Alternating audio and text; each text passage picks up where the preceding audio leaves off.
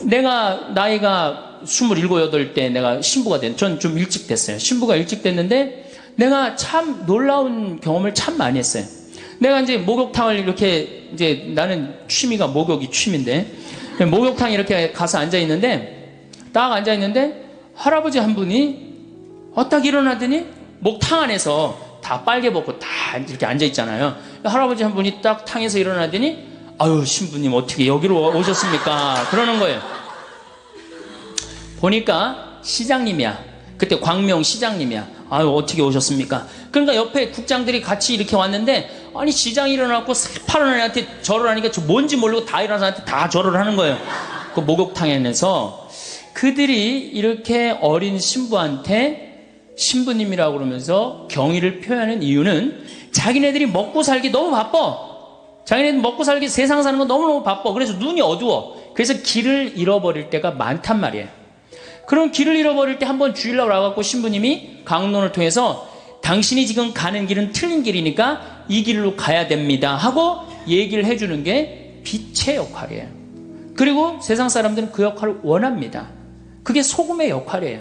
자기네들이 세상에 자꾸 썩고 부패. 그럴 때는 우리가 뭐가 돼야 돼? 소금이 돼갖고 썩는 것을 막아줘야 돼요. 그게 우리 신부가 할 일이고 수도자가 할 일이고 우리 크리스찬들이 할 일입니다.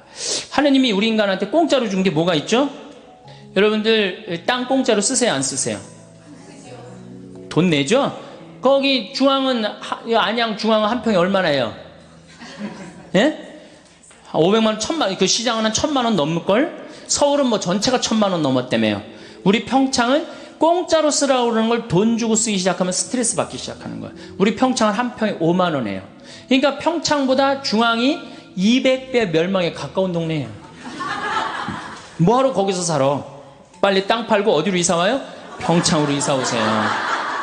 이게 도시에서 많이 떠나면 떠날수록 그 국가는 좋다는 거예요. 그래서 독일, 유럽에서 하는 운동이 어메너티 운동이에요. 어메너티 운동. 시골에 가서 살기 운동이에요. 200만만 빠져나가면 그런 경제학자도 있어요. 200만만 빠져나가면 우리나라 교통 문제 다 해결됩니다. 그 다음에 무슨 학교 문제 다 해결돼요. 서울, 경기도에서 200만만 빠져나가봐요. 교통이 막히겠어? 뭐가 막히겠어요? 그럼 시골은 시골대로 균형 발전되고.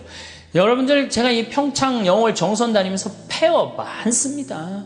폐허가 왜 그렇게 서울로만 몰려가려고 그러는지 이해가 안 돼요. 근데 문제는 우리 흙을 밟아요 안 밟아요? 흙을 안 밟아요. 딱딱한 아스팔트 콘크리트 밟는 거예요. 그 정신감정에 보면은 반 이상이 제정신이 아니라는 거예요. 여기 앉아있는 분들 반 이상이 제정신 아니에요. 정신감정에 보면은 멘탈 테스트 해보면 50%가 제정신이 아니래요. 혹시 난 그래도 제정신이다 그런 분들 혹시 있어요? 그런 분이 완전히 도루신 분이에요. 왜 완전히 돌았어? 여러분들 100년 전 조선시대 사람을 데려다가 YTN 사회뉴스 1시간만 보게 해보세요. 그럼 돌 것 같아 안 돌 것 같아요? 돕니다. 근데 여러분들 왜 안 돌았어? 지금 왜 안 돌아? 그런 거 보고 벌써 돌아 있는데 뭘 또 돌아? 벌써 돌아 있는데. 그래서 어디로 돌아가야 돼? 자연으로 돌아가야 되는 거예요. 그래서 자연으로 돌아가야 돼. 그래서 제가 생태마을을 꾸미는 이유도 그런 이유 중에 하나예요. 많은 사람들이 와서 우리가 이 가족 피정을 많이 옵니다. 그런데 가족 피정을 오면 너무너무 행복해. 너무너무 행복해요. 그 아이들하고 제가 깜짝 놀란 경험이 있어요. 어떤 경험이 있느냐면은 별똥별을 한 번도 본 적이 없는 거예요. 안양에 200명이 왔는데 18년 동안 이 지구에서 살면서 별똥별을 한 번도 본 적이 없는 거예요. 근데 이제 별자리 관측하는 시간인데 별똥별을 보는데 애들이 미치려고 그러는 거예요. 또 얼마나 아름다워요.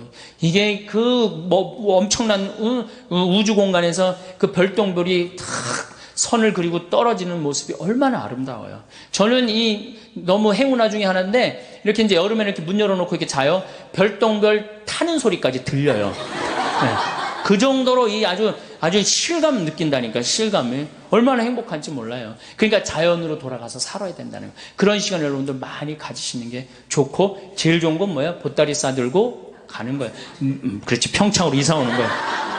물론 거기는 연습이 필요하지만은 21세기를 살아가는 우리들이 이제 해야 될 일은 뭐냐? 여성이 주인공이 돼야 돼요. 근데 이 여성이 정신을 못 차리고 있어요. 그냥 자식 서울대학에 들여보내는 게 지상 최대의 사명이야. 우리나라 환경운동 하는 사람들이 굉장히 애를 먹습니다.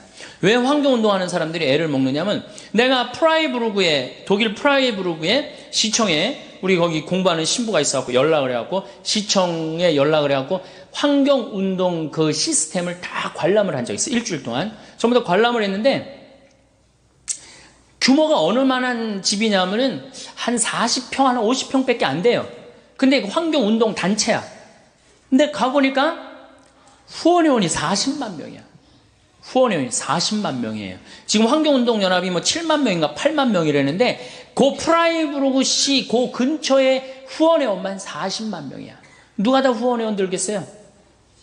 다 주부들이 드는 거예요. 다 주부들이. 근데 우리나라 주부들은 후원회원 들으라고 그러면 어떻게 해? 애 학원 보내야지, 뭐 아파트 빨리 당첨해야지, 뭐 사회에 관심 있어요, 없어요? 그 뭐 자기 애는 뭐 유학 보내고 몇백만 원, 몇천만 원 하나도 안 아까운데, 그거 후원회원 얼마나 해? 5천원, 만원 하는 거, 그거 아까워갖고 못 한단 말이에요. 그러니까 사회운동에 참여를 안 하는 거예요. 그러니까 우리나라 환경운동 단체들이 올라가다가 무너지고, 올라가다 무너지고, 올라가다 무너지고 그러는 거예요. 왜? 언더 베이스가 안 돼 있는 걸. 그러니까 또 내가 캐나다에 또 그 환경 세미나 한번 참석을 해봤는데, 주부들이 아침에 애들 학교 보내고 모여갖고 회의를 하는데, 동네 아줌마들이 회의를 어떻게 해요? 야, 우리 꽃길, 애가 이제 수업 끝나고 오는 길에 이 동네에 무슨 꽃이 저기 심어주면 좋고, 저기 무슨 꽃이 심어주면 좋고, 그래서 우리 애가 지나가면서 이 꽃을 보면 이렇게 행복했으면 좋겠다. 그래갖고 다 회의를 해요. 그래갖고 다 회의를 해갖고 돈이 없어. 그럼 시청이 쫓아간대요. 자, 그 길에 지금 이렇게 놓여져 있는데, 니네들이 예산을 지원해주면 우리가 꽃을 다 심겠다. 그래갖고 따져갖고 다 해갖고 꽃을 심는다는 거예요. 그러니까 이게 되는 거예요. 근데 우리는 내 새끼 하나만 공부 잘하면 돼. 내 새끼만 서울대학 가면 돼. 그런데 무슨 꽃길, 여러분들 자녀들이 여러분들 집에 오는데 무슨 꽃이 폈는지, 무슨 나무가 심어졌는지 알아요, 몰라요? 학원 코스는 알아도 거기에 뭐가 심어졌는지 모른단 말이야. 사실은 왜 교회가 환경운동을 해야 되느냐. 이제 처음에는 뭐 행복이라는 주제로 시작을 했고, 그것도 사실은 다 환경하고 연관이 돼 있어요. 환경 아닌 게 어디 있어요? 환경. 우리가 살고 있는 전체가 환경인데, 그 환경에 대한 변화에 대해서 우리가 교회가 이해하고, 그 이해도를 바탕으로 해서 이 세상을 이끌고 나가야 돼요. 그게 이제 종교예요. 종교라는 한자를 보면 마루종의 가르칠 교자야. 그러니까 여러분들 종가댁 그러죠? 최고 높은 집이라는 거야. 종교가 뭐야? 최고 높은 가르침이야. 최고 높은 가르침을 하려면은 어떻게 해야 돼? 모든 걸 이해하고 모든 걸 끌고 나갈 수 있는 능력이 돼야 되는 거예요. 그래서 교회가 이 시대의 징표를 읽는 일, 그건 굉장히 중요한 겁니다. 미국에 초창기에 광부들이 지하 갱도에 들어갈 때 카나리아라는 새를 이렇게 어깨에 얹고 내려갑니다. 지하 갱도에 내려가는 이유가 있어요. 왜냐하면은 지하 갱도에 가갖고 유황이라든가 일산화탄소라든가 아항산가스 냄새를 이게 맡고 얘네들이 픽 쓰러져요. 그럼 광부들이 이게 위험 신호다, 빨리 탈출하자. 그리고 탈출을 한 거예요. 그래서 그 사진, 이 광부들 사진을 보면은 쫙 있는데 꼭 카나리아 사진을 어깨에 딱 있는 그런 광부가 꼭 한 명씩 있어요. 그만큼 카나리아는 뭐야? 생명의 신호야. 생명의 시그널이라는 거지, 시그널. 그러니까 그렇게 예민한 새가 있어야지 어떻게? 생명이 보호되는 거야. 그 공동체가 보호되는 거야. 그럼 지구라는 이 공동체, 카나리아는 누가 해야 되느냐? 당연하죠. 우리 교회가 해야 되는 거야, 교회가 생명의 시그널이 돼야 돼요. 그래서 예수님이, 우리 예수님 너무 멋있죠. 참 기가 막히죠. 산상설교 하시죠. 마태복음 5장부터 8장까지가 산상설교예요. 그 갈릴레아 호수가 쫙 내려다 보이는 데서 정말 아름답죠. 이제 이제 해가 지고 더위가 싹 가실 때 사람들을 딱 앉혀놓고 당신이 설교를 하십니다. 거기에 처음으로 하신 설교가 뭐냐면은 진복 8단이에요. 마음이 가난한 사람 행복해라. 마음이 온유한 사람 깨끗해라. 깨끗한 사람 행복하여라. 그러면서 행복에 대한 말씀을 하세요. 그리고 저는 그 다음 말씀이 더 기가 막혀요. 너희들이 이제 일단 행복하면 그 다음에 너희들이 할 일이 있다. 세상의 빛과 소금이 되라. 그래서 마태복음 5장 13절부터 16절에 보면 예수님이 뭐라고 그러셔요? 너희는 세상의 빛이다. 너희는 세상의 소금이다. 소금이 만약 짠맛을 잃으면 어떻게 하느냐? 길거리에 벗어져 갖고 사람들 발에 밟힐 것이다. 만약에 우리 교회가 지금 짠맛을 잃어버리면은 우리는 어떻게 돼? 사람들한테 밟히게 돼 있어요. 등경을 켜서 대박에 덮어두는 사람은 아무도 없다. 등경을 켜서 어떻게? 높은 곳에서 어둠을 밝히는 것이다. 너희는 세상의 빛이다. 너희의 이런 세상과 빛과 소금의 역할을 해갖고 너희의 그런 착한 행실을 보고 하느님 아버지를 온 세상 사람들이 찬양하게 하여라. 그러니까 우리는 무슨 역할을 해야 돼? 세상의 빛과 소금의 역할을 해야 돼요. 사실은 세상 사람들도 우리가 빛과 소금의 역할을 하기를 바라는 마음에서 종교인들한테 잘합니다. 다른 사람에 대하는 것보다 종교인들한테 하는 게 훨씬 잘하잖아요. 그러니까 우리 수녀님들 어디 가면은 거의 무사 통과해요. 우리 신부들보다 수녀님이 더 좀 값이 높은가 봐. 우리 신부들은 이렇게 로만 칼라 차도 다 보여달라고 그러는데 수녀님만 타면은 가시라고. 왜? 세상에 빛과 소금이 앉아 계신데 어디 면허증을 봐요. 세상에 빛과 소금이 계신데. 그만큼 세상 사람들이 우리한테 정말로, 그런데 우리 교회는 그 역사를 보면 어느 순간인가 딱 안 해버립니다. 지금 지구는 고생대, 중생대, 신생대, 이 세 시기를 거치는데 지금은 신생대의 맨 마지막 시기로 봅니다. 신생대의 맨 마지막에 탄생한 존재가 누구냐? 인간이에요, 인간. 그러니까 어떻게 보면 창조의 최고 정점이 인간이에요, 인간. 그 중에 진짜 정점이 뭐예요? 여러분들 맨 마지막으로 창조하면 창조할수록 그게 완성품에 가까워요. 아담이 먼저 창조됐어요? 이브가 먼저 창조됐어요? 아담이 먼저 창조됐죠. 그 다음에 창조된 게 누구야? 그러니까 남자보다 더 완벽한 게 누구야? 이브야. 그러니까 이 지구의 마지막 주인공은 누가 돼야 돼?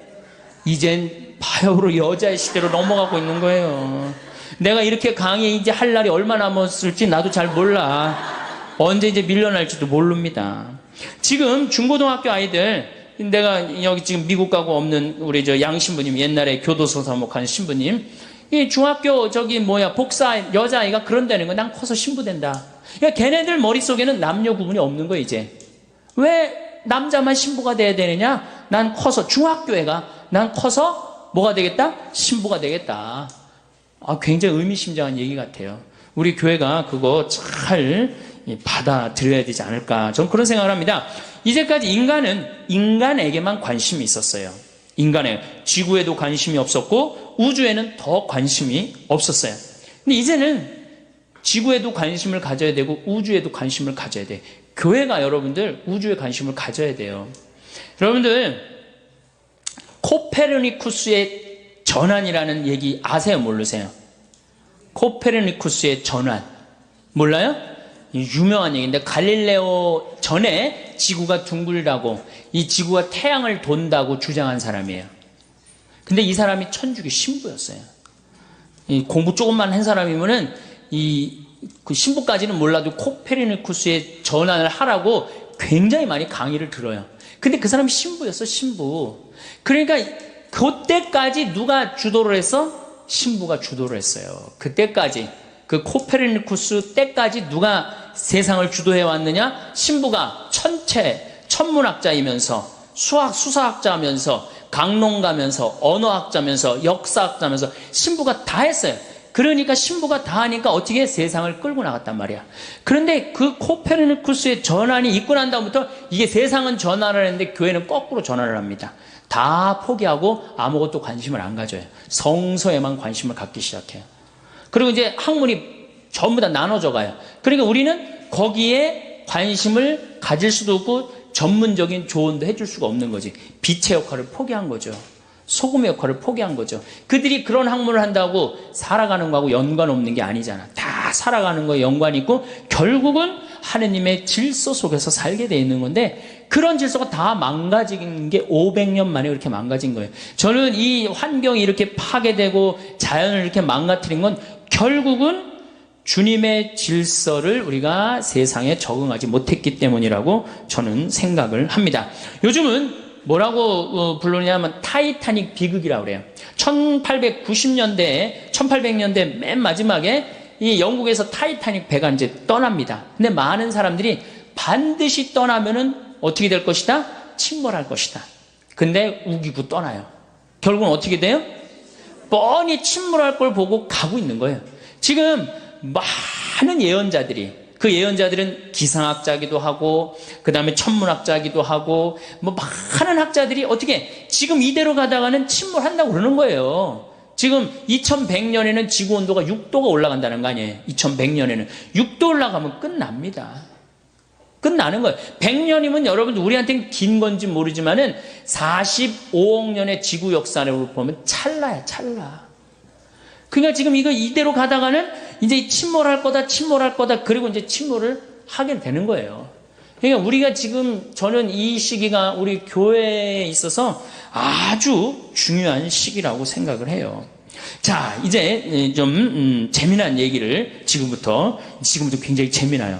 나만 재미난지 모르지만은 재미납니다. 인류 역사, 그전 역사는 공룡의 역사 말고 인류 역사만 딱 보면요. 제일 먼저 신이 이 세상을 통치합니다. 뭐든지 신한테 물어봐요. 뭐든지. 그러니까 신의 뜻에 따라서 합니다. 여러분들 주몽, 고구려 세운 주몽 항상 뭐가 나와요? 무슨 사제들이 항상 나왔고 항상 물어보죠? 그렇죠? 그만큼 고구려 시대만 해도 누구 중심이야? 신 중심이에요. 태왕사신기, 전 많이 못 봤는데 태왕사신기도 전부 다 누구의 뜻을 실현하려고 그래? 신의 뜻을 실현하려고 그러는 거예요. 그러니까 처음에는 모든 우리나라뿐만 아니라 다른 모든 나라가 다 누구의 뜻에 의해서 인간이 움직였어요? 신에 의해서. 그러니까 인간은 신에 완전히 구속돼 갖고 신의 뜻에 따라 살았어요. 그러다가 아니지, 이 신이 뭐 우리한테 모두 이렇게 다 지배를 할 수 있나? 우리가 이 왕으로 한번 가보자. 그래갖고 신으로부터 해방하기 시작해요. 누가 이제 중심이 돼? 왕이 이제 중심이 되기 시작해요. 왕. 그래갖고 이제 파라오 같은 경우는 지가 신이라고 그래. 사람이면서도. 그래갖고 이집트 모든 사람들이 노예가 돼버리잖아요. 왕에 다 귀속이 돼요. 그러니까 그때는 뭐 자유인이든 노예든 거의 자유가 없었어. 다 왕 중심으로. 그냥 왕이 죽자 그러면 다 같이 죽어도 아무 상관없는. 그러니까 그때는 인간 대접 못 받았던 거죠. 왕이 중심이 되다가 그 다음에는 이제 누가 중심으로 되냐면 영주 중심으로 이제 분권화가 됩니다. 영주들이 딱 이제 권력을 쥐기 시작해요.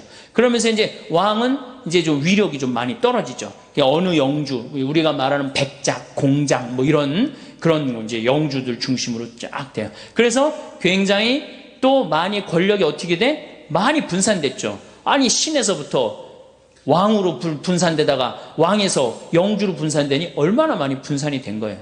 영주로 내려가는데 이제 그 다음에 누구한테로 내려가냐면 사장한테 내려가요. 부르주아한테 내려가는 거예요. 돈 많은 사람한테 많은 자유가 생기기 시작합니다. 돈 많은.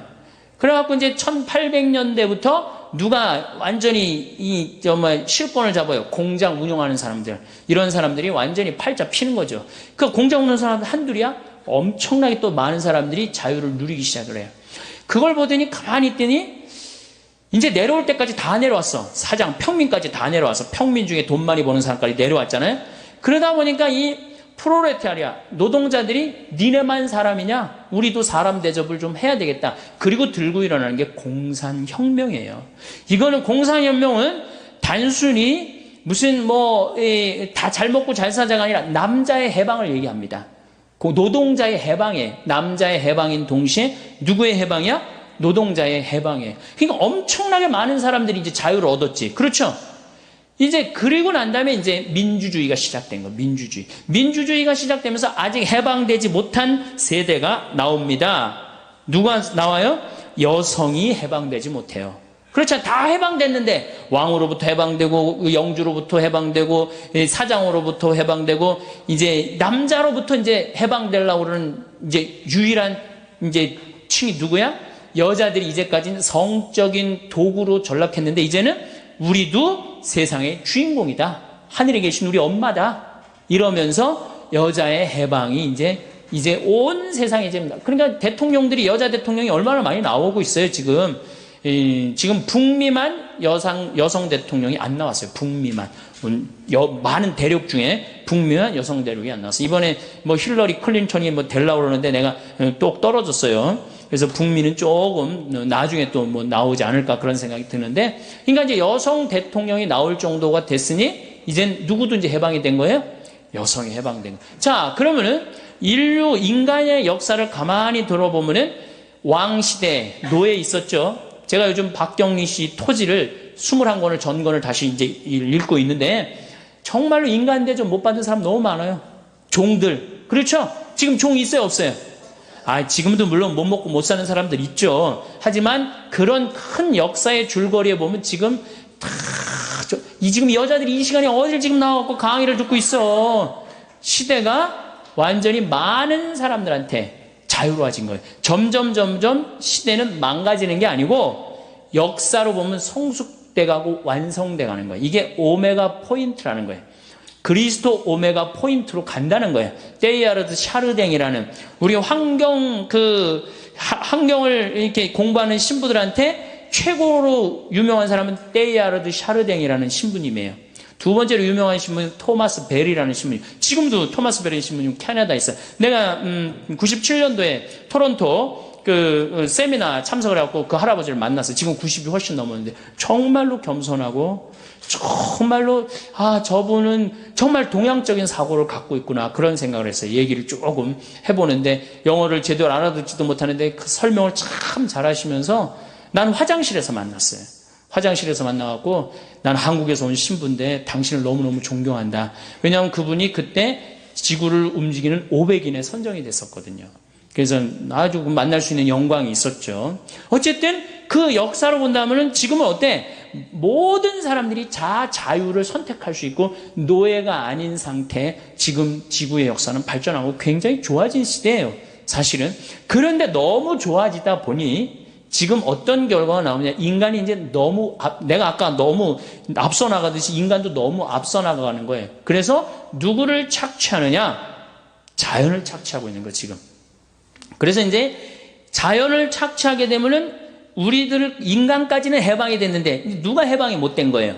자연이 해방이 못 된 거예요. 그래서 이 자연의 해방을 위해서 결국은 누가 애를 써야 되냐? 우리 인간이 애를 써야 되고, 그 다음 맨 마지막에 온 누구? 여성이 앞장서야 된다는. 그래서 환경운동은 사실은 여성 환경운동가들이 굉장히, 레이첼 카슨이라고 여러분들 침묵의 봄 쓴 분 계시죠? 여성이죠. 그 다음에 제가 말한 테오콜 분도 여성이에요. 그러니까 여성 환경운동가들이 굉장히 남성보다는 여성이 훨씬 섬세하고 자연 친화적이라고 그래요. 그래서 우리 교회도 나는 여성을 많이 키워야 되지 않느냐, 환경운동에. 그래서 여성들이 많이 나오길 바라요. 신부들이 막 나서는 것보다도 여성들이 나서는 게. 그리고 이제는 신부에 의존하는 시대는 끝났어요. 옛날에는 대학 졸업하고 그 대학원 졸업하는 거 군에서 누구 하나밖에 없어? 신부밖에 없어요. 근데 지금 제가 깜짝 놀라는 게 우리 생태마을에 우리 회원들 회원이 한 15,000명 되는데 찾아와요. 신부님 제가 회원에 가입했습니다. 다 박사야, 다 석사고. 그런데 관심 있는 사람들이 다 박사고 석사예요. 그러니 신부보다 훨씬 전문적인 지식을 갖고 있는 사람들 아니에요. 이제는 협조의 시대. 그래서 이제는 하이 테크놀로지 그러잖아요. 이 기술도 너무 발전하고 세상이 너무 다양화되고 이게 다변화되고 이런 사회에서 교회가 도대체 어떤 역할을 해야 되느냐, 큰 숙제죠. 그런데 그리스도교의 최고의 장점 뭐냐? 리어댑테이션이에요. 재적응. 이게 교회의 최고의 장점입니다. 구약시대는 고대 근동지방의 신화나 설화를 야훼 신앙에 접목시킵니다. 이게 무슨 얘기냐? 여러분들 구약시대, 구약성서에 나오는 거예요. 고대 다 나온 얘기들이에요. 노아의 홍수, 다 나온 얘기들이에요. 다 나온 얘기를 그 안에 다 끌어들여갖고 야훼 신앙하고 합칩니다.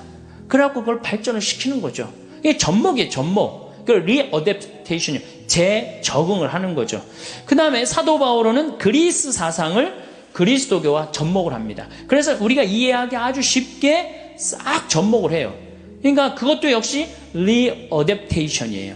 그 다음에 우리가 잘 알고 있는 아우구스티누스는 플라톤의 사상을 끌어들여서 또 리어댑테이션을 해요. 로마가 410년에 불타버립니다. 다 고투지기 다 불태워버려요. 불타고 나니까 사람들이 완전히 좌절에 빠집니다. 그랬을 때 아우구스티누스가 책 한 권을 들고 나와요. 신국론이라는 책을 들고 나와요. 이제까지는 인간이 다스렸기 때문에 이런 아주 추잡하고 죄악의 소굴이 되었다. 이제는 하느님이 다스려야 되겠다. 그리고 들고 나온 책이 신국론이에요. 그 책으로 인해서 중세시대가 열립니다. 이게 대단한 거죠. 그래서 누가 통치를 해요? 다시 신이 통치하는 시대가 와요. 그래서 교황님이 모든 황제들을 임명하는 정도까지, 그러니까 뭐 부정적인 면도 있었지만 그만큼 교회가 끌고 나갔다는 거에는 큰 의미가 있죠. 그런데 이제 이게 그 교회가 그렇게 잘 나가다가 너무 하느님 중심으로 막 몰고 나가니까 이게 사람들이 열받는 거죠. 아니 우리 인간도 좀 인간답게 살아야지 뭐든지 뭐 죄 속에 살고 하느님 속에서 살면 되느냐. 그리고 이제 보카치오라든가 에라스무스 같은 사람들이 들고 나옵니다. 휴머니즘을. 인간 중심으로 가자. 뭐 그렇게 하느님 중심으로 가냐. 그래갖고 인간 중심으로 나갈 때 교회가 결정적인 실수를 합니다. 그렇게 인간적인 여자, 인간적인 주장을 하는 사람들 불태워 죽여버려요. 그 인간 중심으로 나갈 때 인간하고 같이 인간 중심으로 교회가 그걸 끌고 리어댑테이션을 했다면 아마 교회를 많이 벗어나지 않았을 거예요. 그런데 막 몰아챕니다. 불태워 죽이고. 그러니까 점점 튀어나가기 시작해요. 예, 교회를 자꾸 뛰쳐나가기 시작해요. 예, 교회에 대해서 안티라고 그러죠. 안티. 이제 그러면서 이제 안티클레리즘이라는 게 반성직자주의가 생겨요. 성직자에 대해서 거부 반응이 생겨요. 이제 불란서에서 그 혁명이 일어나죠. 불란서 혁명이 일어났어요. 불란서도 우리 환경하고 굉장히 관련이 많은데 필리핀에 화산이 터집니다. 화산이 터지면요, 지구는 한 화산이 터지면 어떤 연관성이 있냐면 화산이 터지면 화산재가 올라가고 뭐를 막냐면 태양을 막아버려요. 태양빛을 막아버리면 지구 기온이 떨어집니다. 지구 기온이 떨어지면 흉년을 맞이하게 돼 있어요. 그래서 불란서가 7년 동안 흉년을 겪어요. 그래서 막 5월에도 6월에도 막 눈이 오고 막 그래요. 너무너무 배고파갖고 굶어 죽어. 많은 사람들이 굶어 죽는데 마리아 앙뚜아네트 하고 그 다음에 무슨 추기경하고 막 거기서 뭐 스캔들도 일어나고 그리고 막 백성들이 죽는데도 그냥 무슨 케이크나 먹고 이러고 그리고 다 죽어가는데도 딱 두 부류만 안 굶습니다. 귀족들과 성직자 부류만 안 굶어요. 아주 호의호식했던 거죠. 그러니까 혁명이 일어나면서 다 때려 죽인 게 신부님들, 그 다음에 귀족들 다 죽인 거예요. 그때 불란서의 교회 모든 재산은 정부로 들어가 버려요. 그때 다 잃어버렸어요. 그때 유일하게 교회 재산을 몰수하지 않은 데가 있어요. 파리 외방 정교회만 몰수하지 않았어요. 왜? 니네들은 선교하러 나가고 죽으러 가는 거니까 우리가 니네들만은 건드리지 않겠다. 그리고 파리 외방 정교회만 지나가 버립니다. 그러니까 아직도 파리 외방 정교회 재산이 제일 많아요. 그 외국에서도 저기 공부하러 제일 파리 외방 정교회 많이 공부하러 오고 있고. 그러니까 자기 역할을 충실히 살면 안 건드려요. 우리가 딴 길로 셀 때 교회한테 세상이 돌을 던지는 거지, 교회가 자기 역할 충실히, 카나리아의 역할, 지금 이러면 안 됩니다. 이렇게 충실히 하면 돌 던질 이유가 없죠. 이제 그게 이제 어디로 빠지는 거냐? 조금 있으면 빠져요. 자, 그러다가 다시 이 공산혁명이 이 사장, 이제 부르조아가 생기는데 교회가 그때도 정신을 못 차립니다. 그때도 교회는 배가 부른 상태예요. 배가 불러갖고 노동자들과 함께하지 못하고 부자들과 함께합니다. 그러니까 공산혁명이 일어나면서 종교는 인민의 아편이라고 그러고 완전히 수장을 시켜버리는 거죠. 이게 교회가 리어댑테이션을 하지 않았던 거예요. 아니 이 휴머니즘을 부르짖으면 휴머니즘에 가서 문제를 해결하고 노동자들이 고통스러우면 노동자한테 가서 문제를 노동자들하고 해결해야지 그 위에서 문제를 해결하면 해결이 되는 거 아니에요. 지금은 뭐가 지금 문제예요? 환경이 문제란 말이에요. 그러니까 지금 환경 안에 들어가서 우리가 문제를 해결해야 되는 거예요. 막연히 말로 해서는 될 일이 아니고. 그래서 이 리어댑테이션은 굉장히 중요합니다. 그 덕에 1세기 동안 우리가 세상의 반을 잃어버렸잖아요. 여러분들 공산주의 1850년에 혁명 일어나면서부터 80년, 90년 그러면서 이 러시아 이 혁명 일어나고 볼셰비크 혁명 일어나고 그러면서 우리 다 뺏겼잖아요. 지구의 반을 뺏겼잖아요. 물론 다시 돌아왔지만 그 1세기 동안에 교회가 얼마나 큰 잘못을 저지른 거예요. 우리 주님의 2000년을 이어온 주님의 진리를 전파하지 못했다는 건 우리한테는 큰 타격이죠. 이제 그래갖고 이제 한국에 이제 천주교가 딱 등장을 해서 200년 전에 한국 천주교가 들어왔어요. 들어왔는데 처음에 어떻게 됐어? 처음에 안 죽으려고 여기저기 산속으로 다 들어갔죠? 예. 처음에는 다 학자집 자식이었단 말이야. 잘 배웠는데 이게 안 죽으려고 산속으로 들어가니 출세할 길이 있어요, 없어요? 출세할 길이 없는 거예요. 그러니까 우리 신앙의 선조들은 아주 부귀영화를 다 포기하고 산속으로 다 들어가 살았어. 그러니 공부를 할 수 있나? 뭘 할 수 있나? 그러면서 우리가 일제시대까지 암흑을 맞아요. 천주교가. 암흑기를 맞이해요. 1950년대까지 천주교는 암흑기였어, 암흑기. 그리고 천주교 믿으면 다 죽는다고 그래갖고 천주교 교우들은 다 쉬쉬해갖고 지금도 자기 천주교 믿는 거 그 전통 이어받아갖고 쉬쉬하잖아. 네, 지금도. 성호도 어디 가면 안 긋고. 그게 이 슬픈 역사의 잔재야, 잔재, 여러분들. 네. 그런데 1950년세부터 방인사제가 나오기 시작해요. 방인사제가. 우리나라 순수한 이 한국 신부들이 나오기 시작해. 그러면서 이제 1960년대, 70년대 들어서면서 유신헌법에 정의구현 사제단이 앞장서서 많은 사람들을 받아들이기 시작해요. 그러니까 세상에 빛의 역할을 한 거야, 안 한 거야? 한 거죠. 그러니까 세상은 또 누구한테 몰려들기 시작해? 천주교를 믿고 천주교에 의지하기 시작해요. 빛의 역할을 하면 어떻게 돼? 다 따라오게 돼 있어요. 빛의 역할을 안 하면은 안 따라오고. 근데 70년대, 80년대 이제 50이 들었으면서 뭐 지금 김승호 신부님 돌아가셨지만은 김승호 신부님 그 박종철 사건 뭐 그다음에 6.29 선언 이렇게 낼 때까지 우리 천주교가 혁혁한 공을 세웁니다. 그러면서 종교 신뢰도 1위가 뭐야? 천주교. 그다음에 제일 믿을 만한 직업인 1위가 신부. 추기경님 제일 존경스러운 사람 1위가 추기경님. 그거를 계속 고수를 합니다. 근데 어느 순간 다 떨어지기 시작해요. 바로 그게 교황님 오시고 난 다음에 90년대 들어서면서부터 그때부터 길을 잃어버려요. 천주교가. 왜 길을 잃어버렸냐? 갑자기 너무 교우들이 폭발적으로 늘어나 버려요. 폭발적으로 늘어나 버리니까 갑자기 이 늘어나는 이 교우들을 주체할 길이 없으니까 이때부터 천주교의 붐이 일기 시작해요. 무슨 붐이 일기 시작하냐면 성당 짓는 붐이 일기 시작해요. 분가하는. 이게 뭐 우리 수원교가 가장 그 전국 교우 중에 제일 많이 하죠. 왜냐하면 다 우리로 몰려오니까. 참 우리 수원교 오신 분들도 다 불쌍해요. 우리 주교님도 그렇고. 왜냐면 그 뭐 분당 하나 생긴다. 그럼 뭐 성당 10개 줘야 되니 그거 어떻게 앉을 수도 없고 칠 수도 없고. 그 뭐 또 동탄에 또 해갖고 동탄에 또 하면 또 거기다 또 해야 되고 뭐 광교 신도시 또 생기고 광교 신도시 해야 되고 판교에 되면 판교해야 되고 참 이렇게 그거를 감당을 하지 못하는 두 가지의 우리가 딜레마에 빠져 있는 거예요. 밀려오는 교우들을 수용은 해야 되겠고 시대는 급변하고 있고 이걸 어떻게 해야 돼? 어떻게 해야지 지혜롭게 이 문제를 우리가 해결하고 다시 정말로 세상의 빛과 소금의 역할을 해야 되느냐? 이게 이제 우리 큰 숙제인 겁니다. 빛과 소금의 역할을 어떻게 해야 되느냐? 저는 제일 천주교의 불만이 뭐냐면 띠두르고 선교하러 나가는 게 제일 불만이에요. 띠두르고 길거리에 나가고 이른 양 찾기, 새 양 찾기, 헌양 찾기 뭐 이런 양 찾기 운동 하잖아요. 물론 나름대로 의미가 있고 결코 헛된 일은 아니라고 생각해요. 그런데 문제는 이런 양을 찾고 새 양을 찾고 헌양을 다 찾아갖고 들어왔더니 맨날 성당 분가해야 된다. 그리고 이런 양, 새 양, 헌양이 막 길거리에서 찾을 때 뭐가 있는 줄 알았더니 얼마나 쌀쌀 맞아. 천주교우들 쌀쌀 맞아, 안 쌀쌀 맞아요?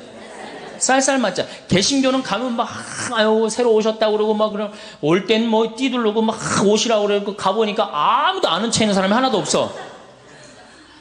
어느 정도로 우리 천주교 교우들이 쌀쌀 맞으냐면은 내가 안양 비산동 성당 보좌 신부할 때 형제 하나가 교리를 너무너무 열심히 받는 거예요. 근데 하루는 술을 먹고 날 찾아왔어. 신부님 세상에 이럴 수가 있느냐고. 왜 그러냐 그랬더니 아니 마누라가 자기가 성당 나오는 게 소원이라고 10년 동안을 빌었대요.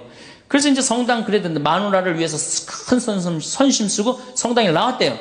성당에 나왔는데 기도문을 가르쳐주는 놈도 없고, 언제 일어나는 건지 언제 앉는 거 가르쳐주는 놈도 없고, 그리고 이제 사도신경이라는 걸 이제 하려고 이제 했는데 그거 긴 걸 어떻게 해요? 그래서 이제 같이 마누라 기도문하고 하려고 그랬더니 마누라 이렇게 감추더래요.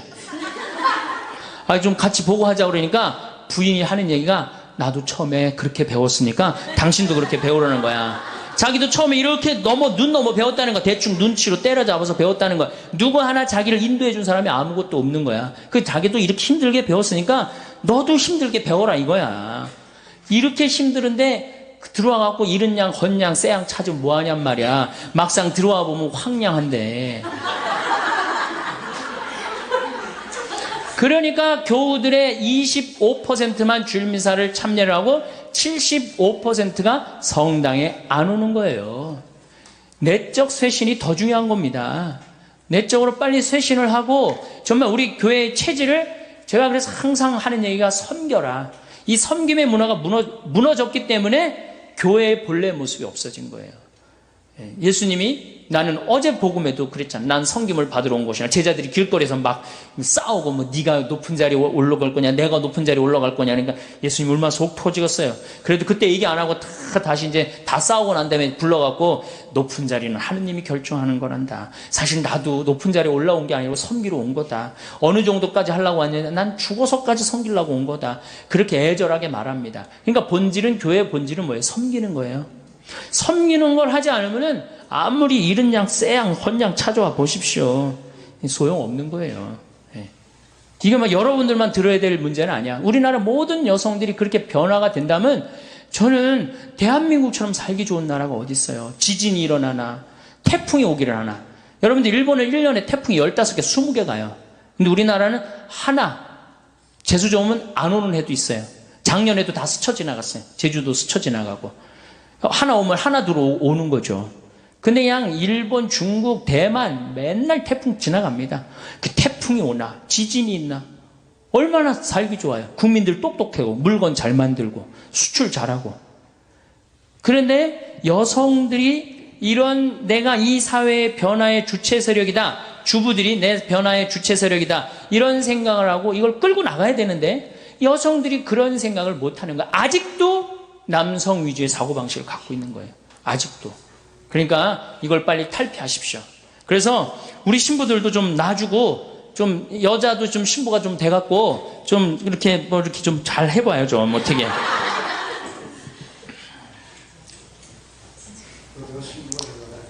예? 시집 올 때 신부, 그런 신부 말고. 네. 자, 환경 문제 조금 더 얘기를 하도록 하겠습니다. 자, 그 다음에 물을 돈 주고 사서 쓴다. 이거 심각한 겁니다. 우리 물 돈 주고 사서 써요, 안 써요? 하느님이 공짜로 내려주시는 빈님을 돈을 주고 팔아먹고 돈을 주고 사먹는단 말이야. 이거 여러분들 위기라는 생각이 안 들어요? 굉장한 위기예요. 이제는 수돗물도 이제 아리수 그것도 넣어서 이제 판대잖아요. 아리수도. 근데 사실은 실질적으로 제일 깨끗한 물이 뭐예요? 수돗물, 정수기물, 약수물에 제일 깨끗한 건 수돗물이에요. 왜냐하면은 수돗물에는 0.05 ppm의 Cl, 염소가 들어가 있어요. 그렇기 때문에 이 대장균 이런 거 없어요. 물론 가끔 수돗물에 막 대장균도 들어가고 그 다음에 바이러스도 있다고 그러는데 그런 거 극히 드문 예고, 제일 위험한 건 지하수예요. 지하수 우리가 소독하거나 이러지 않으면 이질 걸리는 이유가 다 지하수 때문에 그러는 거거든요. 근데 깨끗한 수돗물은 안 먹고 어떻게 약수물이라고 막 그런 거 해갖고 이질 걸리고 그런 거 그냥 벌컥벌컥 먹는단 말이야. 너무너무 안타까운 거야. 여러분들 대장균이, 여러분들 화장실에 가갖고 큰일 한번 보면 대장균이 몇 마리가 나오냐면 4조 6천만 마리가 나와요. 화장실에 가서 큰일 보고 손 안 씻고 나오면은 사람이 나오는 게 아니라 누가 나오는 거? 대장균이 나오는 거, 대장균이. 그러니까 꼭 손을 씻어야 돼요. 근데 대장균이 수돗물이 제일 안 나옵니다. 실질적으로. 그 다음에 정수기 필터링 제도 안 하고 필터 교환해주지 않으면요, 대장균 증식 금방 해버려요. 제일 깨끗한 건 수돗물이야. 근데 우리는 안 믿어. 국민의 1%인가 2%만 수돗물 먹고 나머지는 다 딴물 먹는다는 거예요. 왜? 딴물 다 먹어요. 제정신이 아니니까 제일 깨끗한 물을 안 먹는 거예요. 자, 땅 돈 주고 써, 물 돈 주고 써. 그다음에 공기 돈 주고 마신다. 이러면 이제 끝나는 거죠. 그런데 이미 설악산 공기, 제주도 공기 다 팝니다. 저녁에 애들이 정신 맑아지는 공기하고 1,000원짜리 사갖고 마셔요, 안 마셔요? 마시죠? 파는 거 아시죠? 내가 청담동 성당에 한번 환경 강의 전부 다 가갖고 이제 공기 사 먹는 한 3년 전인가 공기 사 먹는 시대가 올 겁니다. 그랬더니 청담동에서 그러더라고. 벌써 사 먹고 있다는 거예요. 그 공기를 사 먹는다. 이거 제가 이제까지 막 어렵게 얘기한 얘기 다 까먹고 이거 벌써 4개 공짜로 사 먹으라는 거 3개 돈 주고 사 먹으면 어떻게 되는 거예요? 이제 끝난 거예요. 이제 갈 때까지 간 거예요. 4번째, 햇빛을 돈 주고 쓴다. 그러면은 끝나는 거예요. 근데 우리 햇빛 마음대로 쬐 수 있어요, 없어요? 여러분들, 그 공원에 내가 분당 율동공원에 내 분당에서 본당 신부할 때 그 경기도 광주에서 본당 신부할 때 율동공원에 나가면은 깜짝 놀랍니다. 외계인이 막 돌아다니는 것 같아요. 여기는 챙 이렇게 쓰고요. 여기는 저 공기 들어가지 말라고 여기 또 이렇게 나온 거 하고 그게 외계인이지 그게 사람이에요? 그러니까 이 지구가 벌써 이게 우주에 있는 어떤 별로 변해가고 있는 거예요. 난 그 패션을 보고 너무너무 슬퍼요. 너무너무 슬퍼요. 이게 오존층 파괴라는 게요. 우리가 25km 성층권에 있는 O3라는 이 막이 이게 지구의 보호막이에요. 이게 42억 년 동안 형성됩니다. 근데 이걸 단 100년 만에 다 깨버려요. 뭘로? 스프레이로. 100년 만에 다 깨버리는 거예요. 에어컨 냉매제로, 냉장고 냉매제로 이걸 다 깨버리는 거예요. 그러니까 그 구멍이 남극의 공기층이 얇습니다. 그러니까 남극이면 호주하고 뉴질랜드에 그 구멍이 뚫려버린 거예요. 거기에 피부암 환자들 많고 거기에 양들이 눈 멀어갖고 죽어갖고 그 양들 껍데기는 전부 다 벗겨갖고 양모로 쓰고 살은 전부 다 어디다 보냈어? 영국으로 수출했어. 그래갖고 그거 막 갈아갖고 막 소한테 먹였어. 풀 먹는 소한테 이 고기를 먹이니 그게 그 소가 제정신이겠어요? 안 제정신이에요? 그게 미친 거. 그게 광우병이에요. 소는 뭘 먹어야 돼? 풀을 먹어야 되는데 빨리 살찌려고. 이게 모든 근원은 다 누구한테 생긴 거야? 우리 인간한테 생긴 거예요. 그 인간의 병을 치료해주는 공동체가 누구야? 교회야, 교회. 교회가 치료해줘야 되지 않아요? 그 썩은 거를 다 소금을 뿌려갖고 썩지 않게 해줘야 되는 공동체가 누구예요? 교회예요. 우리야, 우리. 남이 아니고. 근데 우리가 이게 역사적으로 건물 짓다 망한 데 많이 있습니다. 우리 가톨릭이 뭐 짓다 망했어요? 베드로 성전 짓다 망합니다. 베드로 성전 짓다 누가 뛰쳐나가요? 루터가 뛰쳐나가잖아요. 그래갖고 지금 개신교 5억 아니야? 5억 6천인가 그래. 세계 전체 개신교가 뛰쳐나가고 5억을 잃어버린 거야. 우리가 가톨릭이 11억인가 그런데 반쪽이 날아간 거 아니에요. 베드로 성전 짓다가. 그러니까 제가 건물 짓는 것에 대해서 굉장히 알레르기 반응이 있는 이유가 그거예요. 역사적으로 보면 건물 짓다 망하게 돼 있는 거거든요. 고려불교가 왜 망했어? 고려가 왜 망했어요? 절 짓다 망한 거예요. 절 짓다. 왜냐하면 절을 지면 세금을 안 내도 됐거든요. 그때 그냥 막 너도 나도 절 진 거예요. 그러니까 나라 경제가 흔들려갖고 무너진 거예요. 인도가 타지말 마누라 무덤 짓다가 그렇게 된 거 아니에요. 그 꼴 난 거 아니에요. 그러니까 건물을 크게 짓는 건 자랑스러운 일이 아니에요. 건물을 크게 짓는 건. 이게 건물을 크게 짓다 보면은 정신이 황폐해집니다. 정말 우리가 필요한 건 뭐야? 정신적인 성전이 필요한 거야. 46년 만에 지은 성전을 예수님께서 과감하게 허물라고 그러잖아요. 그리고 며칠 만에 짓겠다고 그래요? 3일 만에 짓겠다. 그게 살아있는 사람이라는 거예요. 사람이 정신이 살아있으면 그게 곧 성전이고 그게 곧 세상의 빛이고 그게 곧 세상의 소금인 거예요. 이제 우리가 빛의 소금의 역할은 환경을 보존함으로써 자연 질서를 보존함으로써 생명 질서를 보존함으로써 그건 이루어지는 겁니다. 우리 사회복음학교 학생들 이 학교 졸업하고 단순히 학교 졸업했다 이걸로 끝내실 거리 아니라 여러분들이 이 학교를 졸업하고 이제 나가갖고 주위 사람들한테 이 말을 얘기를 해줘야 돼요. 그게 바로 세상에 빛이 되는 일이고 소금이 되는 역할이에요. 우리 천주교는 지금 주교의 환경위원회 있어요. 그래갖고 아주 열심히 지금 해요. 우리 원주교구 이동훈 신부가. 또 우리 농촌 살리기 운동본부가 우리 농촌 살리고 있잖아요 지금. 정말로 그때 94년도에 우루과이인도 나온다 할 때 정말로 뜻있게 했단 말이야. 그러고 난 다음에 대구에는 정홍교 신부가 또 열심히 푸른 평화라는 거 하고, 그 다음에 그냥 정의로운 일이라면 물불 안 가리고 전라도에는 문기원 신부님이 또 열심히 하고, 우리 천주교에도 나름대로 열심히 하는 사람들이 있어요. 그럼 여러분들이, 그럼 우리는 뭘 해야 되냐? 그런 분들을 후원하는 거예요. 후원하고 함께하고 동참하고, 그럴 때 우리가 세상에 빛과 소금의 역할을 하고, 결국은 진리가 선포되는 곳에 사람들은 모이게 돼 있습니다. 그러면 선교는 자연히 저는 잘 이루어지리라고 믿습니다. 성공한 사람들을 보면 크게 두 부류로 나뉘는 걸 알 수 있습니다. 하나는 자신이 성공했다고 여기저기 떠벌리고 다니는 사람들, 그리고 또 하나는 조용히 아무 말 없이 자기 삶을 사는 사람들입니다. 우리는 흔히 성공을 하면 자연스럽게 자랑하고 싶어질 거라고 생각하죠. 좋은 차를 사고 비싼 시계를 차고 SNS에 멋진 사진을 올리고 싶을 겁니다. 왜냐하면 그렇게 하면 남들이 나를 더 인정해 줄 거라고 믿으니까요. 하지만 현실은 그렇지 않습니다. 오히려 진짜 성공한 사람들은 그렇게 행동하지 않습니다. 왜냐하면 보여줄 필요가 없기 때문입니다. 돈이 많다고, 높은 자리에 있다고, 유명하다고 해서 굳이 그걸 드러낼 필요는 없습니다. 그걸 아는 사람들은 이미 알고 있고 모르는 사람들은 알 필요가 없죠. 그런데도 굳이나 성공했다고 떠드는 사람들이 있습니다. 그런 사람들은 왜 그럴까요? 간단합니다. 그 사람들은 사실 그렇게까지 성공한 게 아니기 때문입니다. 우리는 종종 SNS에서 성공한 사람들을 봅니다. 해외여행을 가고 고급 레스토랑에서 밥을 먹고 멋진 차를 타고 다니는 모습? 그런데 가만히 보면 그런 걸 보여주는 사람들은 언제나 뭔가를 팔고 있습니다. 강의를 팔든 자기 브랜드를 홍보하든 아니면 단순히 자기 자존감을 유지하려고 하든 간에 결국 목적이 있는 거죠. 진짜 부자들은 그렇게 하지 않습니다. 오히려 조용히 아무도 모르게 자기 일을 합니다. 왜냐하면 자랑해서 얻을 게 없기 때문입니다. 오히려 괜히 잘난 척했다가 사람들에게 이용당하거나 시기와 질투를 받거나 쓸데없는 오해를 사는 게 더 피곤합니다. 이건 단순한 돈 이야기가 아닙니다. 사회적인 성공을 이룬 사람들도 마찬가지입니다. 진짜 실력 있는 사람들은 자기 실력을 굳이 떠벌리지 않습니다. 왜냐하면 그럴 필요가 없으니까요. 자기 분야에서 최고라면 사람들이 먼저 알아서 찾아옵니다. 반대로 실력이 부족한 사람일수록 자기를 포장하려고 애씁니다. 우리가 흔히 듣는 말이 있죠. 빈수레가 요란하다. 이 말이 괜히 있는 게 아닙니다.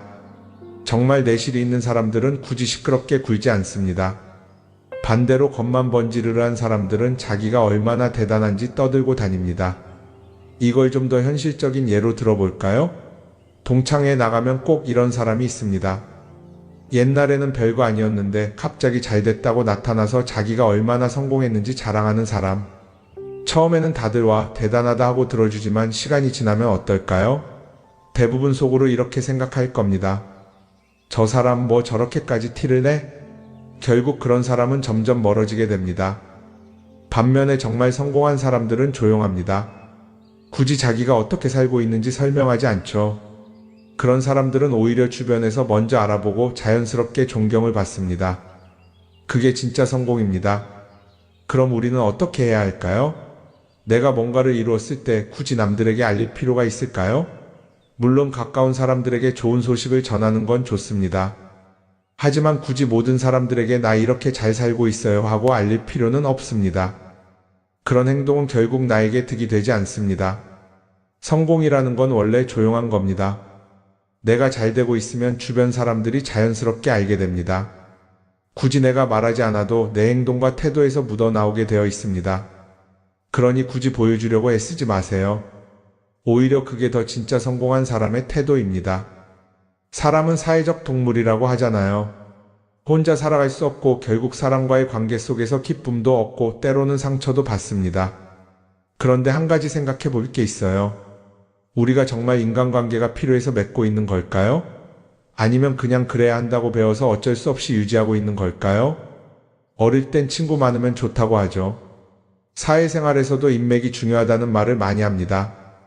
그런데 정작 주변을 보면요. 인간관계가 넓은 사람일수록 스트레스를 더 많이 받아요.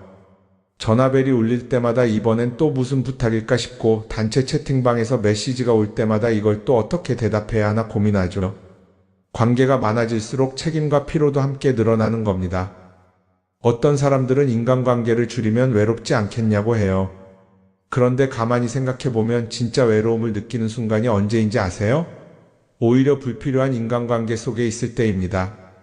같이 밥을 먹고 얘기를 나누는데도 뭔가 허전하고 대화가 컥 돌고 속마음을 나누지도 못할 때, 그럴 때 우리가 더 외롭다고 느끼죠. 그렇다고 당장 인간관계를 다 끊어버릴 순 없겠죠. 하지만 적어도 내가 정말 소중하게 여겨야 할 관계와 그냥 관성적으로 유지하는 관계는 구분할 필요가 있습니다. 예를 들어 매번 나한테 부탁만 하고 정작 내가 어려울 땐 연락 한 번 없는 사람. 내가 실수하면 뒷담화를 하면서 내 앞에서는 웃는 사람. 이런 관계를 굳이 계속 이어갈 이유가 있을까요? 가끔은 이런 경험도 있을 거예요. 우연히 어떤 사람과 친해졌는데 만난 지 얼마 되지도 않았는데 너무 많은 걸 털어놓는 사람들 있죠. 자기 속사정부터 가족 문제, 직장 고민까지 쏟아내는 사람들. 이런 경우 두 가지의 가능성이 큽니다. 하나는 그냥 감정적으로 의존할 사람이 필요해서일 수도 있고 또 하나는 내가 믿을 만한 사람인지 떠보는 걸 수도 있어요. 어떤 경우든 이런 관계는 오래가기 어렵습니다. 사실 친밀함이라는 건 시간이 필요한 법이에요. 적당한 거리를 두고 천천히 서로를 알아가야 하는데 초반부터 급격하게 가까워진 관계는 쉽게 무너지는 경우가 많습니다. 처음엔 친하다고 생각했는데 어느 순간 사소한 일로 틀어지고 결국 남보다 못한 사이가 되는 거죠.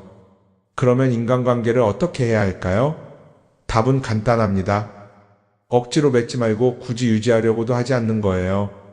내가 편한 관계라면 자연스럽게 이어질 것이고 그렇지 않다면 서서히 멀어질 겁니다. 그리고 그걸 억지로 붙잡지 않아도 괜찮습니다. 관계를 유지하는데 에너지를 쓰기보다는 정말 소중한 관계에 집중하는 게 더 낫지 않을까요? 어떤 사람은 내가 인간관계를 줄이면 나중에 나 혼자 남는 거 아니냐 걱정하기도 해요. 그런데 생각해보면요. 진짜 나를 위하는 사람은 많지 않아요. 인간관계를 줄인다고 해서 완전히 혼자가 되는 게 아닙니다. 오히려 불필요한 관계를 정리하고 나면 남아있는 관계들이 더 단단해지고 가치 있게 느껴질 겁니다. 예전엔 인맥이 자산이라는 말을 많이 했어요. 그런데 요즘은 꼭 그렇지도 않죠. 오히려 불필요한 인간관계가 많으면 그게 짐이 될 수도 있어요. 적당한 거리, 적당한 선. 이걸 잘 지키는 게 결국엔 가장 편한 인간관계를 유지하는 방법 아닐까요? 한번 곰곰이 생각해 보세요. 지금 내 주변에 있는 사람들 중에서 내가 정말 편하게 만날 수 있는 사람이 몇 명이나 되는지, 내가 억지로 맞춰주고 있는 관계는 없는지. 관계를 줄이면요, 외로워지는 게 아니라 오히려 더 자유로워집니다. 그리고 자유로워진 만큼 내 인생에서 정말 중요한 것에 집중할 수 있게 됩니다.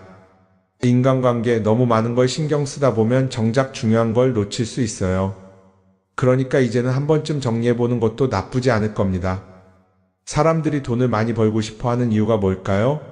단순히 돈이 많으면 좋으니까? 물론 그것도 있겠지만 사실 돈을 원하는 진짜 이유는 더 나은 삶을 살기 위해서겠죠.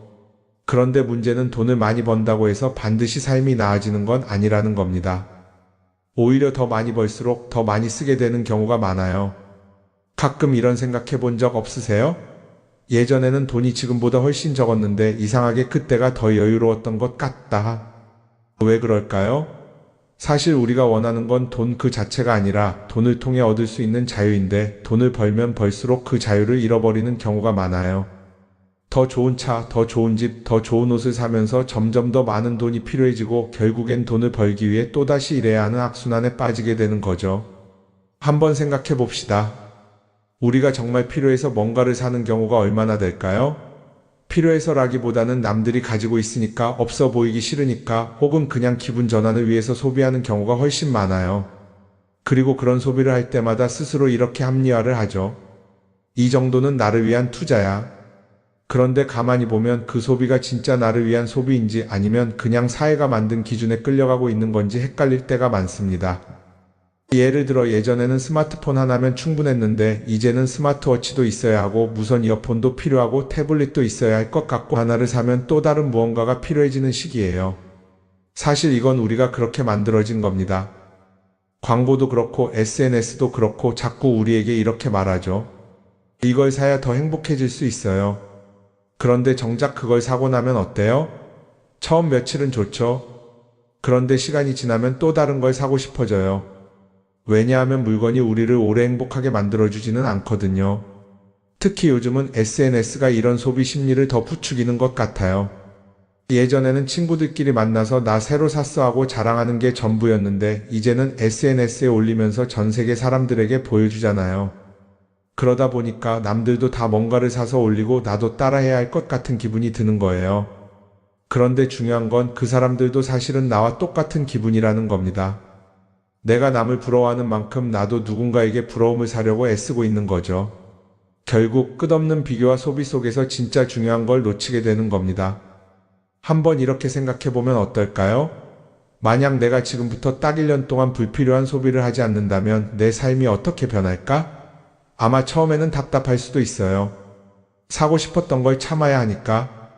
그런데 그걸 몇 번 참고 나면 어느 순간 깨닫게 될 겁니다. 내가 굳이 이걸 안 사도 괜찮네? 그렇게 불필요한 소비가 줄어들면 자연스럽게 돈이 쌓이겠죠. 그런데 돈이 쌓이는 것보다 더 중요한 게 있어요. 바로 마음의 여유가 생긴다는 겁니다. 돈을 쓰지 않는다고 해서 불행해지는 게 아니라 오히려 소비로부터 자유로워지면서 진짜 행복을 찾을 수 있어요. 물론 이걸 실천하는 게 쉽지는 않겠죠. 우리 주변에는 소비를 부추기는 것들이 너무 많으니까요. 하지만 적어도 이런 건 해볼 수 있습니다. 뭔가를 사고 싶을 때 한 번만 스스로에게 물어보는 거예요. 이게 정말 나한테 필요한 걸까? 아니면 그냥 순간적인 욕심일까? 만약 그 질문을 던졌을 때 5초 안에 당연히 필요하지 라는 답이 나오지 않는다면 사실 그건 없어도 되는 물건일 가능성이 큽니다. 정말 필요한 건 고민할 필요도 없이 바로 떠오르거든요.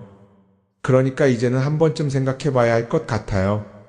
나는 지금 내가 원하는 삶을 살고 있는 걸까? 아니면 남들이 만든 기준에 맞추기 위해 내 시간을 팔고 있는 걸까? 소비를 줄인다는 건 단순히 돈을 아끼는 게 아닙니다. 그건 결국 내 삶의 선택권을 되찾는 일이거든요. 돈을 많이 버는 것도 중요하지만 더 중요한 건 그 돈을 어떻게 쓰느냐입니다. 그리고 때로는 아무것도 사지 않는 게 최고의 선택일 수도 있어요. 우리는 요즘 SNS 없이 사는 게 거의 불가능한 시대에 살고 있죠. 아침에 눈 뜨자마자 휴대폰을 확인하고 출근길에도 SNS를 보고 잠들기 전까지도 계속 들여다봅니다. 그러면서 남들이 어떻게 사는지 보고 나도 모르게 비교하게 되고 때로는 초조해지기도 하죠. SNS에 올라오는 사진들 한번 보세요. 맛집에서 멋진 음식을 먹고 해외여행을 다니고 좋은 옷을 입고 성공한 삶을 사는 사람들. 그런데 가만히 보면 이 사람들이 정말 행복해서 저런 사진을 올리는 걸까요? 아니면 그냥 행복해 보이고 싶은 걸까요? 실제로 SNS에 가장 많이 올라오는 사진이 뭔지 아세요? 남들이 부러워할 만한 순간들입니다. 집에서 편하게 쉬고 있는 모습이나 출근길에 지친 얼굴, 어제 먹다 남은 배달 음식 사진 같은 건 잘 안 올리죠. 대신 멋진 레스토랑, 명품 가방, 고급 호텔 같은 것들이 올라옵니다. 왜 그럴까요? 결국 SNS는 보여주기 위한 공간이기 때문입니다. 여기서 중요한 게 있어요. 우리가 SNS에서 보는 건 그 사람의 삶 전체가 아니라 편집된 일부 장면이라는 겁니다. SNS는 마치 한 편의 다큐멘터리나 영화처럼 잘 꾸며진 장면들만 보여줍니다. 그런데도 우리는 그걸 보면서 아, 저 사람은 나보다 더 행복하구나 하고 착각하죠. 예를 들어 SNS에서 한 친구가 해외여행을 가서 아름다운 풍경을 찍어 올렸다고 해볼게요. 우리는 그걸 보면서 부럽다, 나도 저렇게 살고 싶다라고 생각하겠죠. 그런데 정작 그 친구는 사진을 찍고 나서도 일 때문에 스트레스를 받고 있을 수도 있고 여행 비용을 감당하느라 카드가 걱정을 하고 있을 수도 있습니다. 그 부분은 우리는 알 수가 없죠. 그런데 문제는 이렇게 남들과 비교하는 습관이 쌓이면 결국 내 삶이 초라하게 느껴진다는 겁니다. 원래는 그냥 조용히 살아도 괜찮았는데 SNS를 보고 나면 나만 뒤처지는 것 같고 뭔가를 더 해야 할 것 같고 괜히 불안해지죠. SNS는 기본적으로 사람들의 비교 심리를 자극합니다. 남들이 가진 걸 나도 갖고 싶게 만들고 남들이 하는 걸 나도 해야 할 것 같은 기분이 들게 만들죠. 그러다 보니 필요하지도 않은 걸 사게 되고 무리해서라도 화려한 곳에 가게 되고 남들에게 보여주기 위해 사는 삶을 살게 됩니다. 그럼 어떻게 해야 할까요? 사실 정답은 간단합니다. SNS에서 보이는 것들을 고지고대로 믿지 않는 것입니다.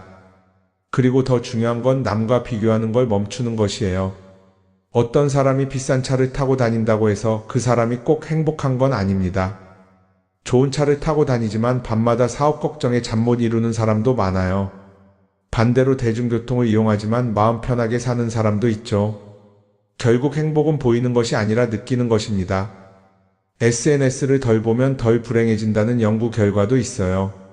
하루 종일 남의 삶을 보면서 비교하는 시간을 줄이면 내 삶에 집중할 수 있는 시간이 많아지는 겁니다. SNS를 완전히 끊을 필요는 없지만 최소한 그 안에 있는 것들이 전부 진짜라고 생각하지 않는 태도는 필요합니다. 우리는 누구나 자신만의 속도로 살아가고 있어요. 남들은 남들대로 사는 거고 나는 나대로 살면 됩니다. SNS에서 남들의 화려한 모습을 볼 때마다 한 번쯤 이렇게 생각해 보세요. 이건 그 사람이 보여주고 싶은 삶일 뿐이다. 그러면 조금은 편해질 겁니다. 사람들은 다들 자기 인생을 살아간다고 생각하죠. 그런데 가만 보면 정말 자기 인생을 사는 사람이 얼마나 될까요? 많은 사람들이 사실은 남이 만들어 놓은 기준에 맞춰서 살고 있어요. 좋은 대학, 좋은 직장, 좋은 차, 좋은 집. 다들 이런 걸 목표로 삼지만 정작 내가 원하는 삶이 뭔지 깊이 생각해 본 적이 없는 경우가 많아요. 이건 어릴 때부터 교육받아온 방식과도 관련이 있어요. 우리는 어릴 때부터 이렇게 살아야 한다는 틀 안에서 자라죠. 공부 열심히 해서 좋은 성적을 받아야 하고 좋은 직장을 가져야 하고 결혼도 적당한 때에 해야 하고 마치 인생이 정해진 수순이라도 있는 것처럼요. 그러다 보니 나 스스로 정말 원하는 걸 고민하기보다는 그냥 남들이 정해놓은 목표를 따라가게 돼요. 그런데 이렇게 남의 기준에 맞춰서 살다 보면 어느 순간 공허함을 느끼게 됩니다. 이게 정말 내가 원했던 삶인가? 하는 의문이 들 때가 오죠. 어릴 땐 성적이 목표였고 사회에 나와서는 연봉이 목표였고 결혼하고 나서는 아이 교육이 목표였는데 그 목표를 이루고 나면 허무한 거예요. 계속 뭔가를 이루긴 했는데 정작 나는 어디에 있는지 모르겠는 거죠. 진짜 중요한 건 내가 원하는 게 뭔지를 아는 것이에요. 그런데 이게 쉽지 않죠. 오랫동안 남의 기준대로 살아왔기 때문에 막상 내가 정말 원하는 게 뭐지? 하고 물어보면 선뜻 대답하기 어려운 경우가 많아요. 하지만 이 질문을 하지 않으면 우리는 평생 남이 정한 기준 속에서 살게 됩니다. 그럼 어떻게 해야 할까요? 첫 번째로 필요한 건 내가 왜 이런 생각을 하게 됐는지 스스로 점검하는 거예요. 예를 들어 내가 비싼 차를 사고 싶다고 생각한다면 그게 정말 내 필요 때문인지 아니면 남들에게 잘 보이기 위해서인지 한번 따져봐야 해요. 만약 남들이 나를 어떻게 볼까 하는 게 더 중요하다면 그건 내 기준이 아니라 사회가 만들어 놓은 기준일 가능성이 큽니다. 두 번째는 다른 사람의 의견에 휘둘리지 않는 연습을 하는 거예요. 우리는 살아가면서 끊임없이 남들의 평가를 받죠. 그 나이에 그런 걸 시작한다고? 지금 그게 가능하겠어?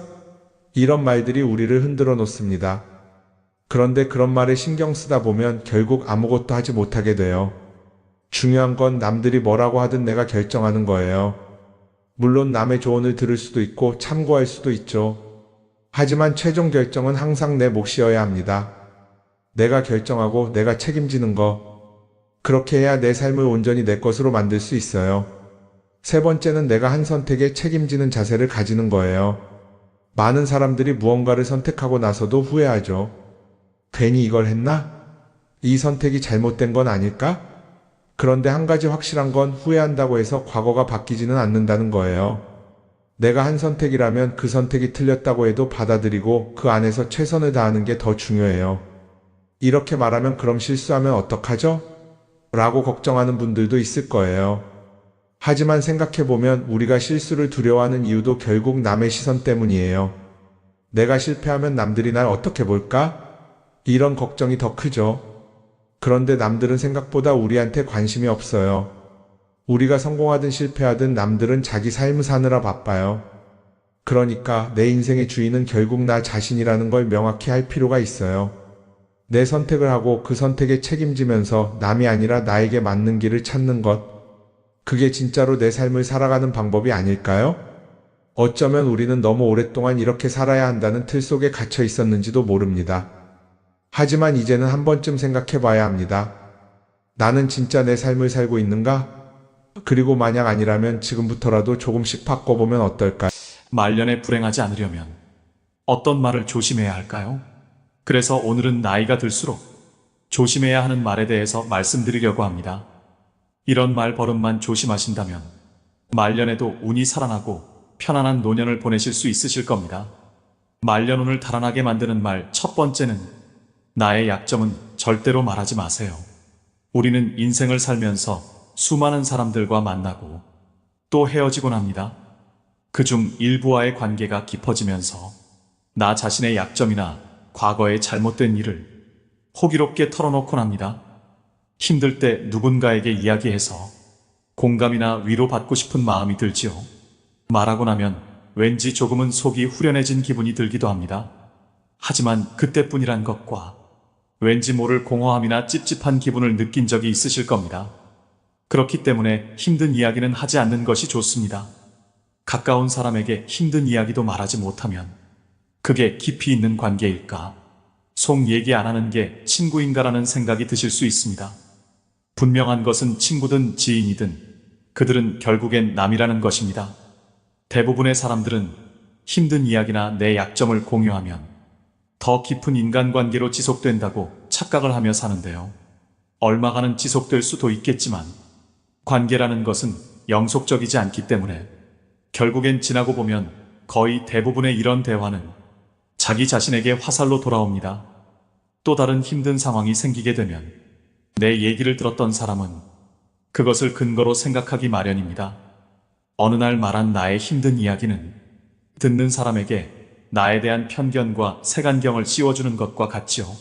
또 자칫 잘못하면 여러분이 오랫동안 쌓아온 이미지가 무너질 수도 있고 극복하지 못한 과거의 약점은 현재에 더 큰 부담이 될 수 있습니다. 아라비아의 격언을 보면 생활의 지혜가 담겨 있습니다.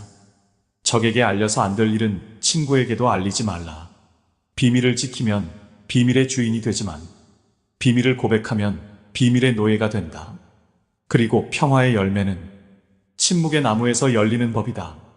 여러분, 인생을 살아보니 사람들의 마음이 모두 같지 않다는 것을 깨달았습니다. 나는 위로받고 싶어서 나의 아픔을 이야기하지만 그 이야기가 화살로 돌아와 다시 나의 가슴을 때리는 겁니다.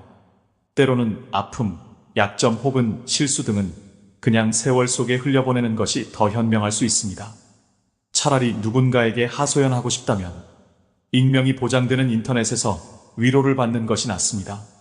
과거의 실수는 묻어두지 말고 그것에서 배워 앞으로의 삶을 더 의미 있고 풍요롭게 만드는 것이 중요합니다. 이것이 바로 우리가 인간관계 속에서 가져야 할 지혜 중 하나입니다. 말년운을 달아나게 만드는 말 두 번째는 내 과거를 남들에게 말하지 마세요. 말은 한 번 뱉으면 주워 담을 수 없습니다. 내가 한 번 내뱉은 말은 더 이상 비밀이 될 수 없습니다.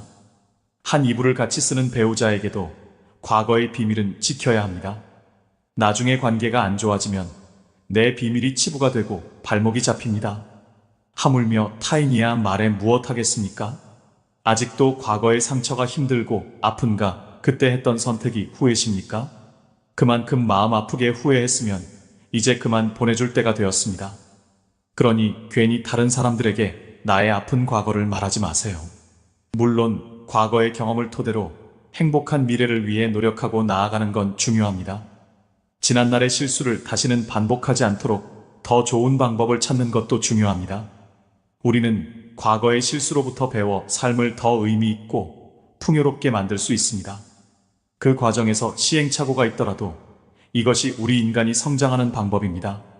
그러니 아무리 절친한 친구나 배우자에게도 내 과거사를 절대로 말하지 마세요. 겉으로는 진실되어 보이는 사람이어도 내 과거의 불행이 상대방에게는 위안이 될 수 있습니다. 그들에게 말거리를 주지 마세요. 말년운을 달아나게 만드는 말 세 번째는 절대 돈 자랑하지 마세요. 들떠서 생각 없이 했던 돈 자랑으로 말년에 재물복 다 나갑니다. 잘 되면 자랑하고 싶은 마음이 굴뚝 같지요. 더욱이 요즘은 물질과 마음 둘 다 궁핍한 세상이다 보니 돈으로라도 자존감과 우월감을 남의 눈치 안 보고 누리고 싶은 마음도 당연합니다. 하지만 어떤 상황에서건 먼저 돈에 대한 얘기는 절대로 시작하지 말아야 됩니다. 인간은 다른 사람이 나보다 더 많이 가졌다는 이유만으로도 상처받는 존재입니다. 자칫하면 친구를 잃거나 심지어는 자신의 재물복이 사라지며 재산마저 잃을 위험이 있는데요. 진짜 친구라면 축하를 해줘야 되는 거 아닌가 생각하실 겁니다. 하지만 나와 비슷한 처지라고 생각했던 사람이 갑자기 자신과의 격차가 확 벌어지는 기분이 들면 상대적 박탈감을 느끼게 됩니다. 보통 사람들은 삼성 이재용 회장을 보고 시기 질투하진 않습니다.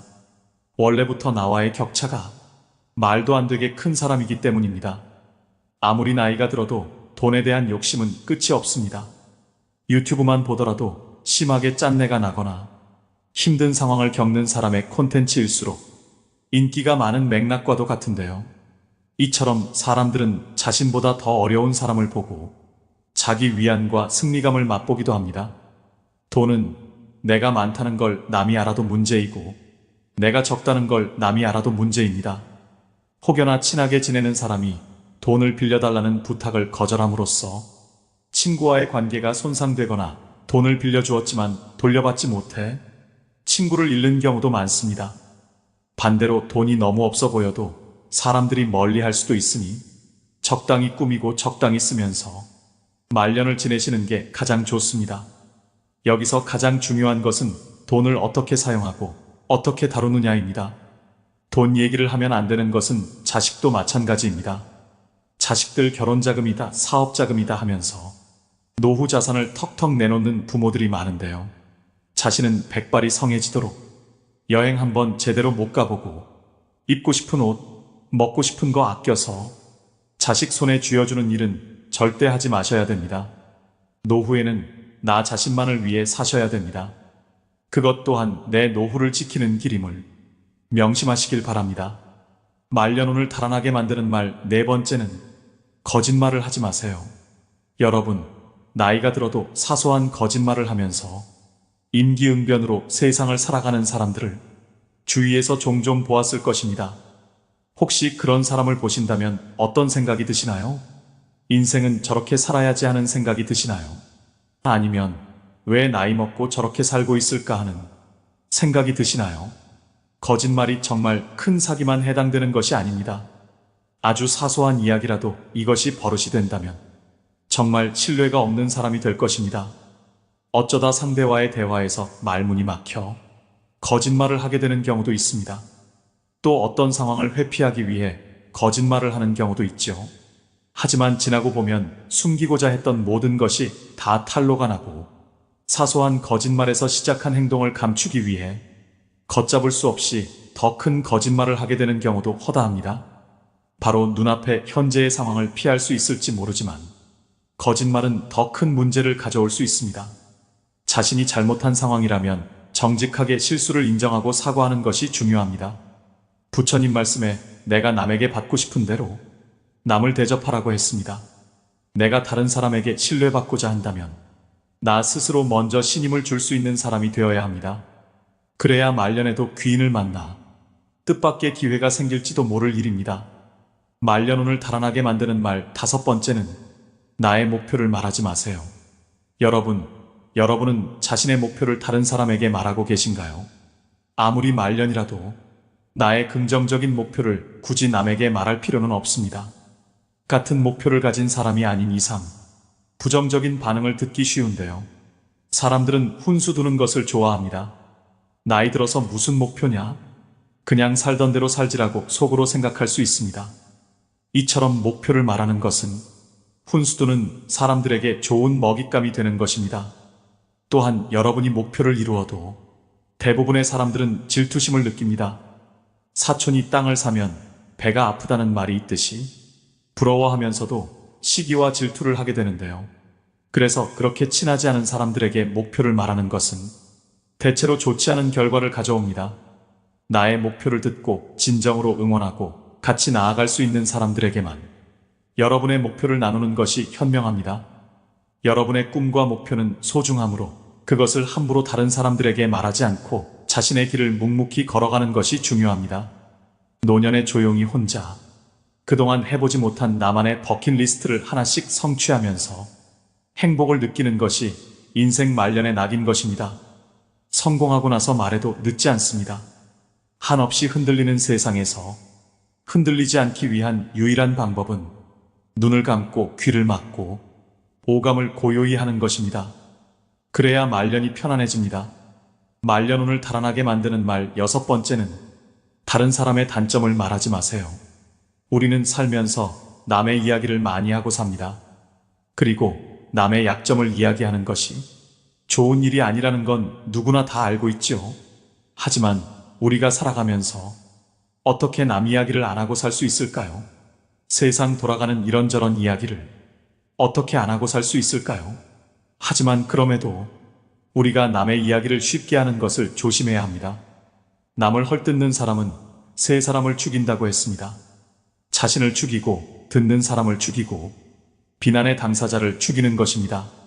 다른 사람들과 누군가에 대한 비난을 같이 하게 되면 그 순간에는 그들이 나와 한편인 듯 느껴지지만 결정적인 순간에는 결국 서로를 의심하게 되는데요. 이로 인해 신뢰가 요구되는 좋은 기회들이 내게 왔을 때 놓치게 될 것입니다.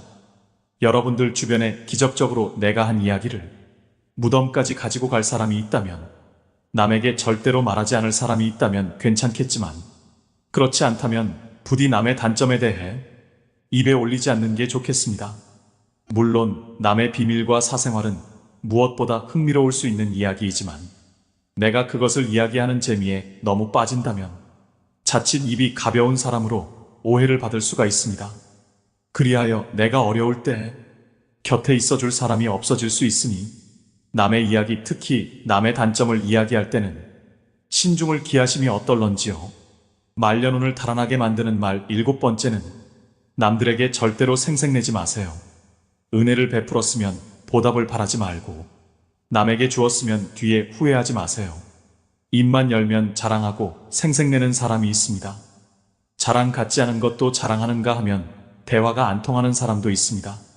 생색내는 사람과 같이 있을 때 피곤하고 스트레스를 받았던 경험이 다들 있었을 것입니다. 불교에서는 보시라는 단어가 있습니다. 보시는 은혜를 많이 베푸는 것을 뜻합니다. 내가 다른 사람들에게 베풀면 베풀수록 그 복은 몇 배로 나에게 크게 돌아옵니다. 내가 설령 그 복을 받지 못해도 내 자손에게라도 복이 가게 됩니다. 그런데 이런 복에도 조건이 하나 붙습니다. 남에게 베풀었다면 생색내지 말고 베푼 일을 잊어버려야 한다는 것입니다. 친구와 같이 밥과 술을 먹었는데 친구가 밥값을 놓고 와서 내가 밥값을 내야 할 때도 있을 것입니다. 평소에 친구가 밥값을 놓고 온 적이 없었다면 생색내지 말고 하루는 그냥 내가 밥을 사주면 됩니다. 다른 사람에게 착한 일을 했더라도 자랑하지는 마세요. 선행을 했다면 내 마음 안에서만 느끼며 굳이 타인에게 밝히지 않아도 됩니다. 내가 진실한 마음으로 착한 일을 했다면 그것만으로도 차고 넘치고 충분합니다. 선행을 베푼 이후에는 남들에게 자랑하지 말고 내 행동의 의미를 느끼며 스스로에게 만족하세요.